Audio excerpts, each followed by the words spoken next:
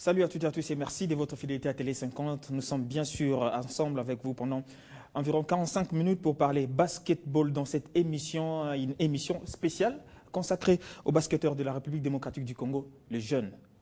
Bien sûr, qui assurent l'avenir.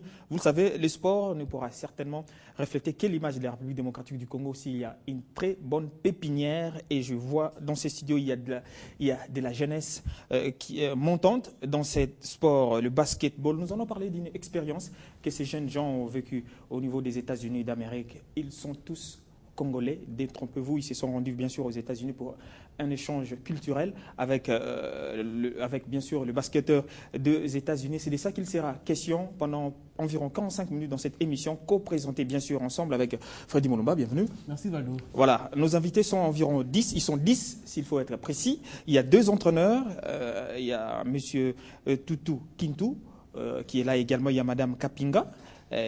Tous deux, vous êtes entraîneurs et vous vous êtes fait accompagner de jeunes gens, jeunes dames qui pratiquent bien sûr le basketball. Je commencerai par d'abord présenter, là nous avons Esther Moussaou, Gloria Lombe, il y a également Divine Moussila.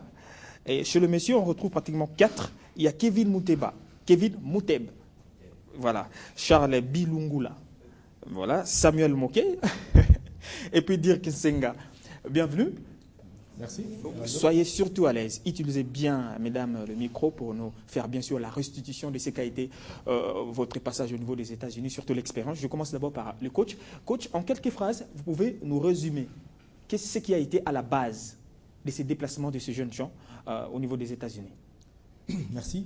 En fait, le département d'État américain organise, dans le cadre de sa diplomatie, un forum d'échange qu'ils appellent Sports United. C'est organisé à travers le monde entier avec plusieurs pays. Et c'est la deuxième fois que notre pays, le Congo, participe. La première fois, c'est des stars américaines qui étaient venues ici. C'est en 2007. Et pour la première fois, des jeunes athlètes congolais quittent la RDC et ils sont allés en Washington, D.C. pendant 10 jours où ils ont eu un programme très très riche d'échanges dans le basket au niveau des écoles, au niveau des universités et même au niveau de la NBA. Ce projet nous est arrivé via le Centre culturel américain, par son attaché culturel, M. Austin, et son équipe, Mme Toti et Mme Mamika Bongolo. Donc, c'est eux qui ont coordonné le projet sur le plan local.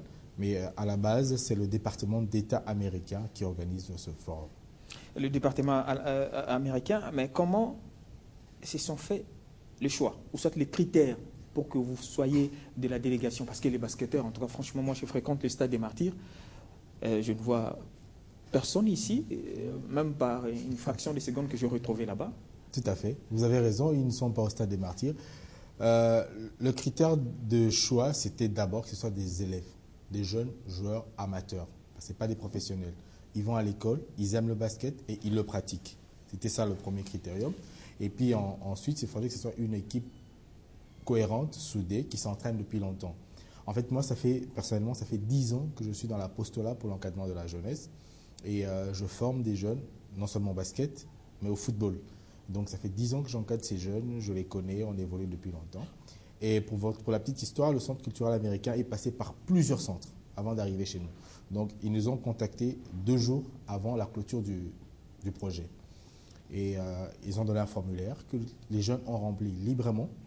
Et sur base de ces formulaires, ils ont jugé que nous étions éligibles et c'est comme ça que nous avons été retenus pour participer à ce forum d'échange.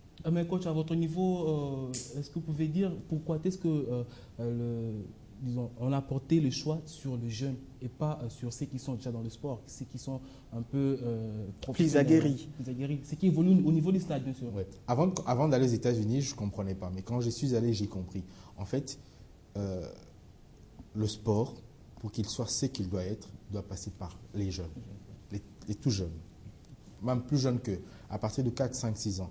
Et pour que ça marche, il faut pratiquer le sport dans les écoles. C'est comme ça. La structure du basket aux États-Unis, c'est les écoles, l'université et ensuite la NBA. Donc quand tu ne remplis pas ce cursus, c'est impossible que tu atterrisses à la NBA, à part évidemment des talents nés. Ouais, des talents nés qui brillent, qui sont exceptionnels et qui sont très rares, qui passent directement de joueurs amateurs ou de joueurs de la rue à la NBA. Mais sinon, tout est canalisé à partir des écoles, universités, ensuite à la NBA. Mais est-ce que tous ces jeunes que vous gérez, hein, que vous coachez, sont déjà dans la compétition ou c'est seulement d'une manière un peu amateur, quoi? Non, je veux dire, malheureusement, heureusement, je ne sais pas. Ils ne sont pas au niveau de la compétition. C'est un centre de formation. Nous les formons d'abord à notre niveau. Dans l'optique, s'il y en a qui excellent, qui veulent plus tard aller faire carrière professionnelle, qu'ils le fassent. Mais avant de faire la carrière professionnelle, un minimum d'instruction est nécessaire. C'est pour ça qu'ils vont à l'école et ils font le basket. Ceux qui trouveront en eux cette passion de devenir basketteur professionnel, et ben, on va les aider à s'orienter dans ce sens-là. Mais ceux qui le feront pour être en bonne forme, parce qu'ils aiment le basket, parce qu'ils veulent être en bonne santé, ben, ils s'arrêteront et ils continueront leur cursus de vie normal. Merci, coach. Nous allons également accorder la parole à Madame Marie Campinga, si je peux me permettre ainsi. En tant que femme, comment arrivez-vous à encadrer ces jeunes dames? Je sais que des fois, ce n'est pas facile. Hein. Les hommes peuvent bien se sacrifier, rester un peu après l'école, s'entraîner. Mais comment est-ce que vous arrivez à retenir ces jeunes dames pour la pratique du basketball? D'abord, pour en venir, je voudrais dire qu'une femme, d'abord, Dieu nous a donné ce cœur-là de supporter. Et quand on encadre des jeunes filles... Arrangez votre micro, voilà. Quand on encadre des jeunes filles qui sont comme nous, déjà connaissant le comportement d'une femme, on essaye de le gérer. En tout cas, ce n'est pas chose facile, mais on y arrive quand même.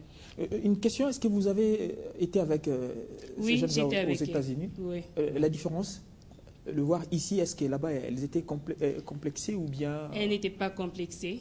Et ce que j'ai pu aimer chez elles, c'est qu'elles ont voulu apprendre parce qu'elles ont compris que les jeunes des États-Unis n'ont pas peur d'apprendre, ils n'ont pas honte d'apprendre. Et quand ils ont trouvé ces sentiments-là en eux, et elles ont appris facilement.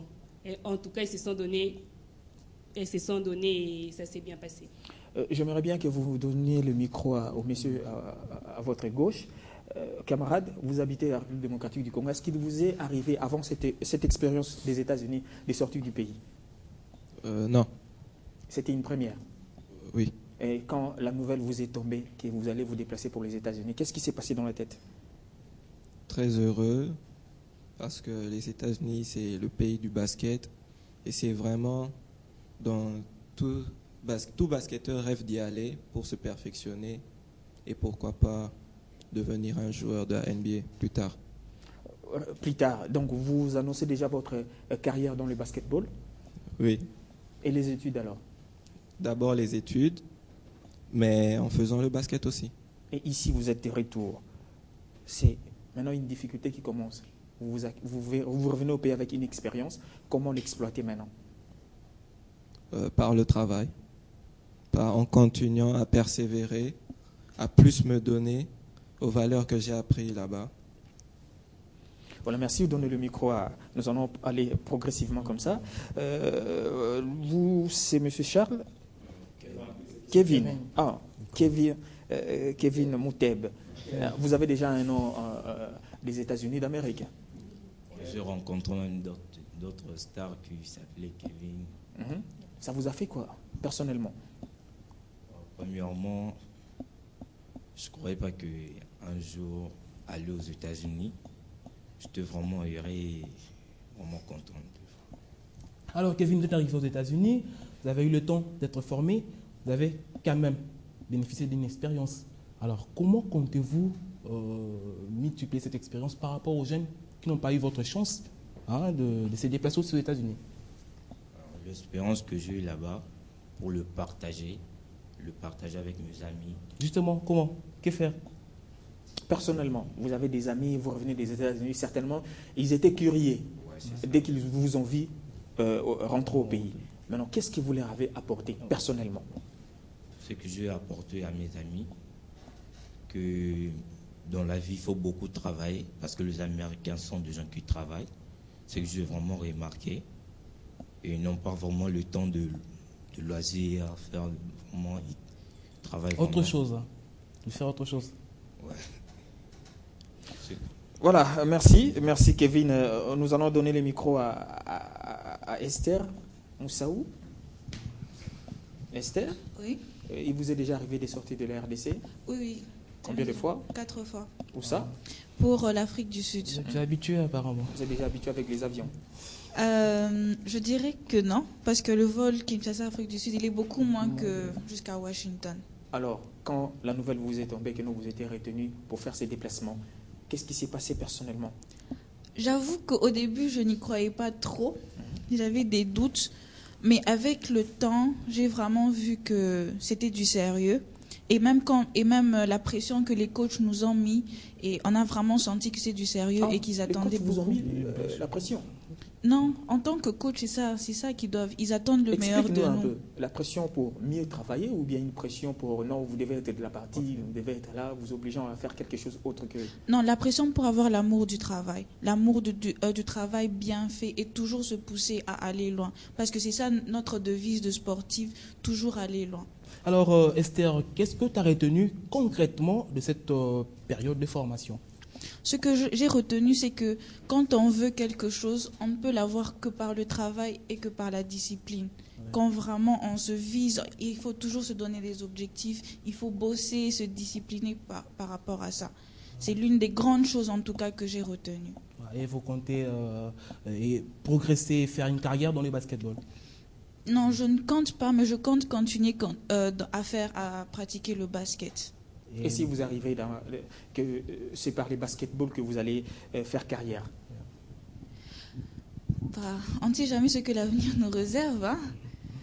Donc, merci. On donne le micro juste derrière. Ah voilà, il a son micro. Comme ça, vous donnez le micro à bien sûr... attends, c'est qui? Gloria Lembe. En tout cas, donc, je suis en train de chercher. Monsieur, la même question. En tout cas, franchement, j'aimerais bien savoir si il vous est déjà arrivé des sorties de la RDC. Non, pas encore. C'était une première expérience. C'est une première expérience et c'est la première fois pour moi d'aller aux États-Unis. Arrangez bien les micros. Voilà, c'est la première fois pour moi de voyager et tout.